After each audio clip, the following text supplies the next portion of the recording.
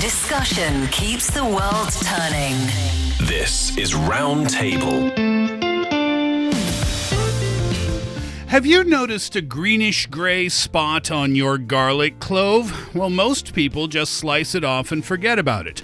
But that small patch of mold is actually a warning sign, one that connects erratic weather, stretched supply chains, and the food landing on your plate. China produces the vast majority of the world's garlic, and this year's unpredictable growing conditions have thrown the entire cycle off balance.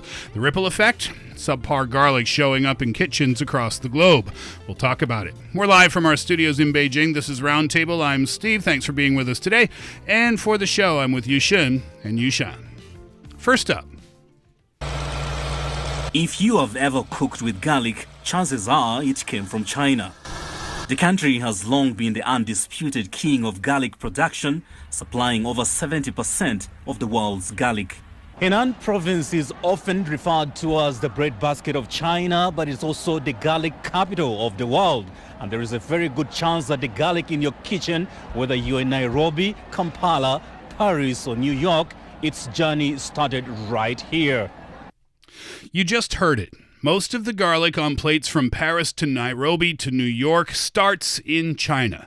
And you may not have noticed anything different about your own garlic recently, but social media certainly has. People have been posting about it for a long time. Greenish-gray patches, shrunken cloves, mold showing up under the skin more than usual. A small kitchen annoyance for sure, but when the same complaint starts trending from different continents, it stops being a coincidence and starts being a clue. Because when almost all of the world's garlic comes from one region, whatever happens to the weather there doesn't stay local. And this past year, the weather genuinely did not cooperate. Delayed planting, a mild winter, record rainfall, all landing at exactly the wrong moments in the growing cycle.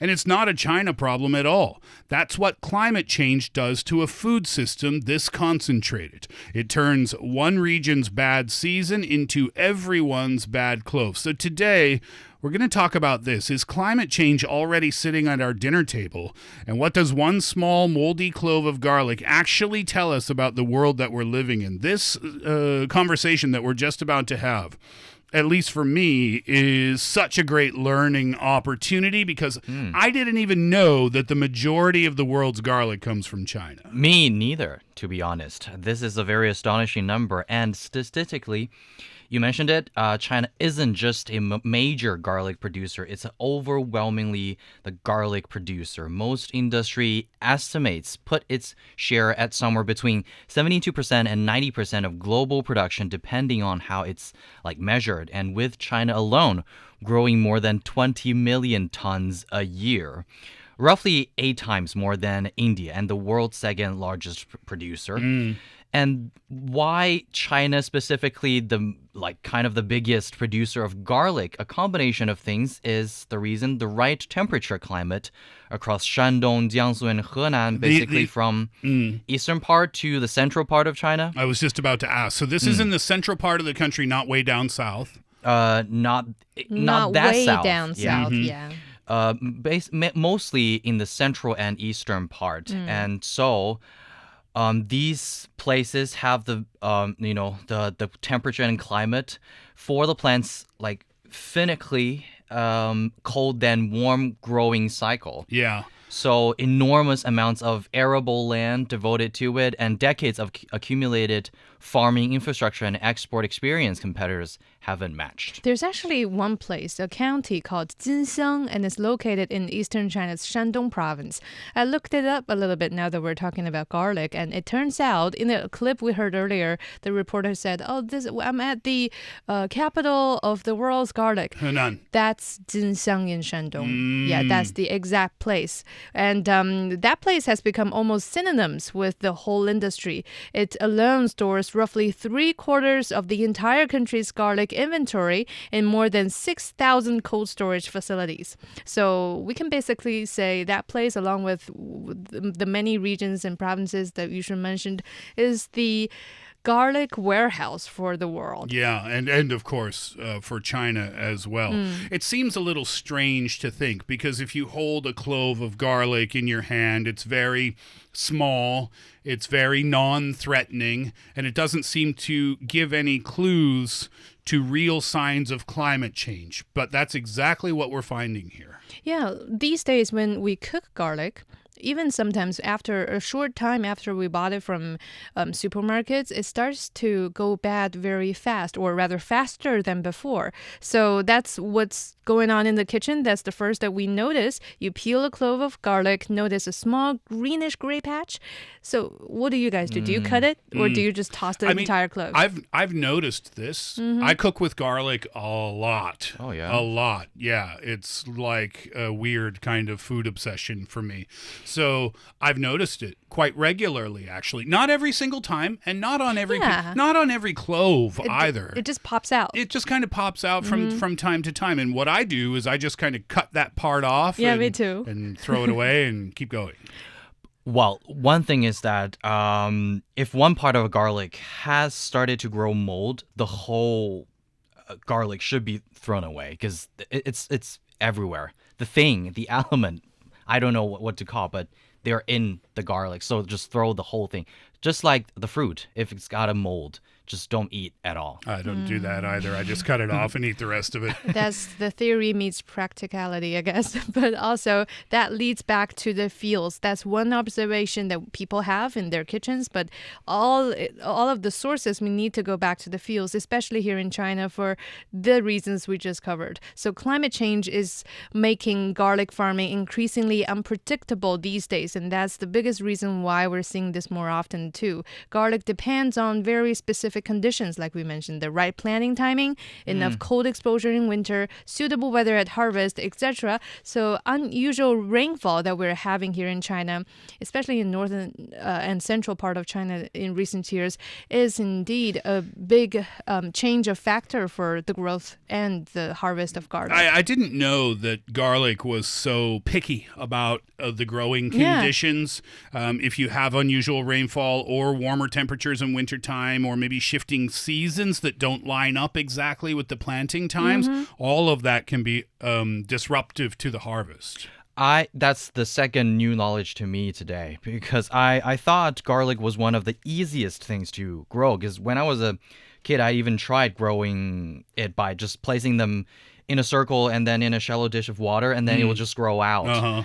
But the fact is, when we're talking about it, and I searched something about the plantation of garlic, it is totally a different thing. And it just also reminded me of that, the garlic that I tried to grow, it turned really, really tiny and fresh, smelly. Well, garlic's smelly anyway. But no, it's not it's a rotten smelly. Oh, well, the changes can happen on the farm, but then they can leave the farm as well, because when those climate conditions that we mentioned before, when those disrupt the harvest, well, then the impact spreads. It goes through the processing procedure. It goes through the warehouses, the exporters, the supermarkets, and that's why it ends up in our kitchen, where you open a clove and there's a little tiny piece where there's a grayish green color on there. But my question was this: when you've got all of those checkpoints along the way, right, from harvest all the way to supermarket, you have so many points where people would check it, then does nobody catch it before it reaches our kitchen? That's one thing I was curious to know. Of course, there are checks. Well, that's a very good question. But to answer that in short terms, that's checkings are necessary. They're mandatory. So exports and grading standards generally require garlic to be free of visible mold and decay. So it's done by sight and smell checks at several points along the chain before it's wrapped and shipped out. But usually speaking, grading tolerances do exist as well. And that tolerance actually allows some certain ratio of spoilage, meaning that it's kind of unavoidable, inevitably designed by design that there will be some spoiled. Yeah. Not to mention those that get spoiled along the shipment, the long shipment, then it goes to all over the world. Yeah. So they kind of factor that into the batch. Yeah. I guess is what you're saying. And also the wrapping is one good disguise for the mold to be discovered in the first place. It's not like all the inspectors need to unwrap everything and just check it and then wrap it back. So that could be one big issue too. So it's not like nobody is watching it. It's more like this is happening more often and the general quality of garlic is unstable. I want to talk about the growing conditions a little bit in detail because, as I said before, the conditions kind of need to line up perfectly. And it's a very delicate process, too. So let's walk through that a bit if we can. Yeah, as I said, I remember watching a video that showed how without the right growing conditions, garlic can just rot and start smelling absolutely awful. So first of all, planting timing has to be exact. In China's major garlic regions, garlic is planted in the fall. Too early and the sprouts overdevelop and drain their own energy, which means that it will not have a good production. Too late and the plant doesn't develop enough to defend itself against disease and also winter cold. And speaking of the winter cold, this was another surprising. I don't know why I imagined garlic growing in a tropical environment. Oh, I thought it starts in spring. With palm trees. Yeah, something like that. It's not the case, actually. There's something called vernalization. This is a little sciencey, but I found this really interesting. So the cold period needed to develop the bulb itself. It typically requires 0 to 10 degrees Celsius for at least 3 weeks in total. If it's not cold enough and the plant doesn't mature then the plant won't mature properly. And if it's too cold, then the cold can physically damage the developing tissue of the garlic itself, and that would cause the cloves to split apart inside the skin. You know how the cloves are all tightly grouped together, right? Mm-hmm. If it's too cold, it's going to fracture it that way. And these are just the examples we were talking about when you're planting garlic. Everything needs to be kind of a perfect situation. More or less, that's under control, or rather is controllable by the farmers. But what's incontrollable, what's so totally gifted by the nature is the climate.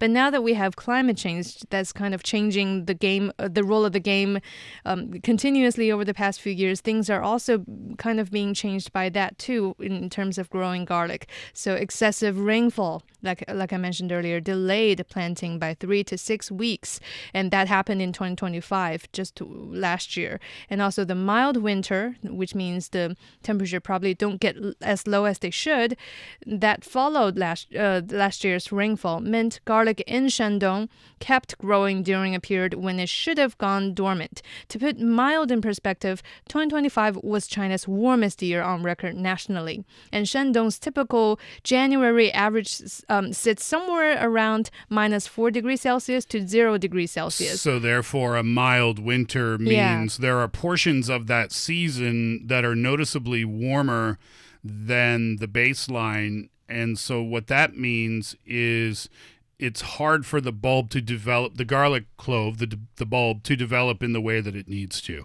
All right. So if garlic is that sensitive, if it is thrown off that easily, then what does that tell us about the rest of the food supply? Because this is a point that I wanted to make today. We're talking about garlic, but also we're not only talking about garlic here, if that makes sense. Yeah, that's actually quite like making the sense that while the more rain falls, higher temperatures will make, I think, a lot of things in our daily lives differently. One, because I really love fruit. I eat fruit basically every day.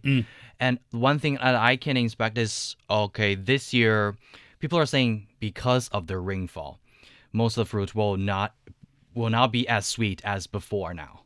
So that is one thing that I noticed. Lychee or peaches, this is the season for them, and they're not as good as before now. And even compared to last year, right? Yeah, exactly. People are noticing the flavor difference for sure. Yeah, So the pattern isn't simply about, prices go up forever. It's that weather is making the entire crop swinging harder in both directions than they used to.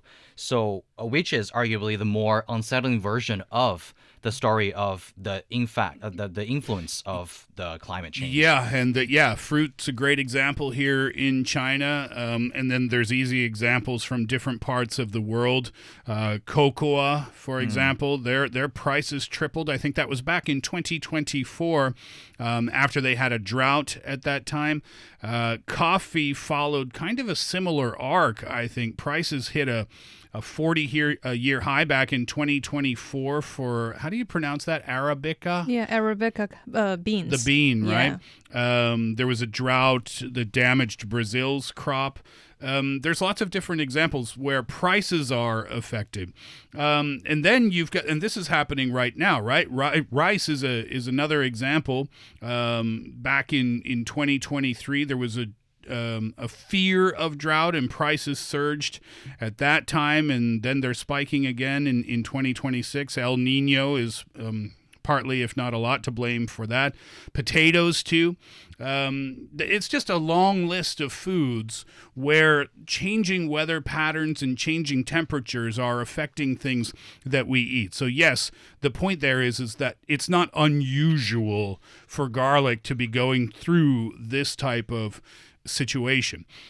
But that said, is there anything that farmers can actually do about this to protect their harvest? Because I'm thinking that at scale, if you're a farmer producing garlic for your family only, for example, well, you can control these things in a greenhouse, right? But when you're producing 70+% of the world's garlic, you can't control all of these things, and it's very hard to control conditions at that scale. So what can they actually do about this? The way I see it is farmers here in China, particularly when we talk about garlic growing, they see this as one of the uncertain conditions in terms of growth and harvest. So climate change doesn't mean they are stopping to grow things in general, but rather it means for them that farming in a world where the old seasonal patterns are less reliable than they used to be, and in the meantime, they're coming with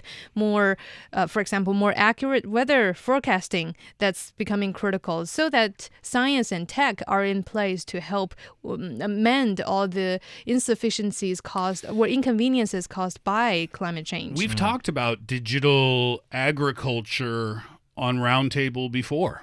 Yeah. And this is where it would apply. One place where it would apply anyway. Yeah, one place for sure. We mentioned it's in the world's garlic capital. The garlic grows there sells to over 170 countries and regions worldwide. So it's not like they can just simply give it up because of a change of climate. It's an industry, a pillar industry locally, if not for the province too. So what they do is, in Shandong province too, they are genuinely trying to build this advanced example of what looks like in practice in terms of weather forecasting. So it's officially designated a national digital agriculture demonstration county specifically for garlic. Around 20,000 mu of farmland, which is roughly 3,300 acres, is now managed through an integrated digital platform that combines smart irrigation monitoring and agricultural IoT sensors, the Internet of Things sensors, and produce quality traceability system too, meaning that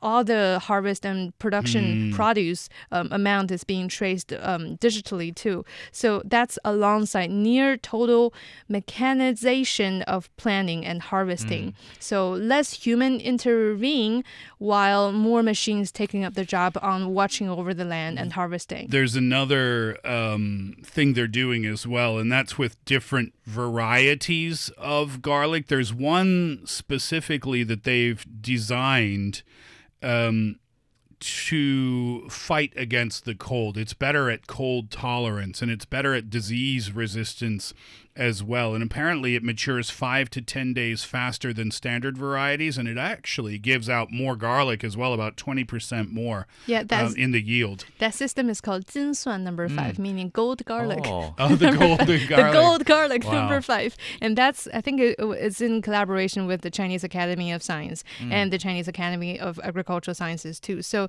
meaning that governmental facilities and academic research bodies are paying attention to these status as well. And that actually reminded me how important, the research is in the field of agriculture, because when we're thinking about, of course, maybe we're talking about it later, how important the maths can be, how important the physics can be in the world, the running of the world right now, nowadays, because we're in the digital era. Now, these things are kind of the core of these things. But now, agriculture is also heavily rely on the R&D. Because people are saying, okay, now you're feeding us the genetically modified crops now, the genetically modified vegetables and everything. But imagine if we're not having these genetically modified vegetables, the watermelons are all white. Yeah, I remember was it last summer when we talked about the story where the internet netizens in China were upset that the strawberries, was it strawberries? Yes. They were bigger or something, and the internet kind of went crazy saying like, hey, why are these strawberries bigger? What's going on here? Well, that perhaps was also a case of just farmers trying to protect their crops as best they can. Exactly. And also, other parties are also helping to battle this. Governments are building the emergency response mechanisms. During the summer grain harvest, authorities have introduced measures like organizing machinery support and also coordinating transportation to get crops in before rain can damage them. Yeah, I just wonder. I mean, yes, great government policy to help support AI and digital agriculture, doing what it can to produce the best yields possible and protect the farmers' crops. But I still wonder, because if climate change keeps reshaping where crops can even grow, then I'm thinking of the world's food map, and certain regions are so concentrated. I mean, think about that 70% of the world's garlic comes from one particular region in China. So if weather patterns keep changing and moving around and seasons keep adjusting their time schedules, I wonder if the world's food map needs to be redrawn somehow. Yes, and it's already begun since decades ago, actually. If you think about garlic in China as one signature product from this country, then how about wine from Bordeaux in France? Oh, the grapes. Yeah, that's supposed to be the best wine in the world. But traditional wine region like Bordeaux, they're already shifting nowadays. Well, actually, since decades ago, because the grape harvest dates across most of the world's wine region have already moved 2 to 3 weeks earlier over the last 40 years. And temperature in French vineyards specifically have risen about 3 degrees Celsius since 1980. And surprisingly, the new wine regions that the world is paying recognition to are emerging in places that used to be too cold, like southern England.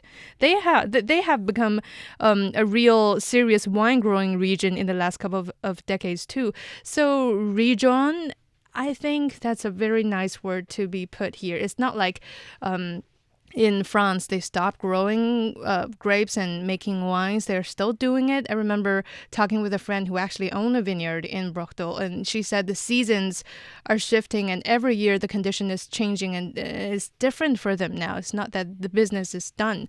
It's just that industry is shifting to more varieties and different ways, and it's becoming more dynamic in the same time. I think it's not necessarily a bad thing. Yeah, well, I mean, if you can adjust. Yeah, sure. If you can adjust, then okay, sure, you can argue that maybe it's not such a bad thing, but you still have to adjust, and you have to figure out how to do that properly so that you can protect your income as a farmer. Right. And keep food on the world's tables, on the world's plates.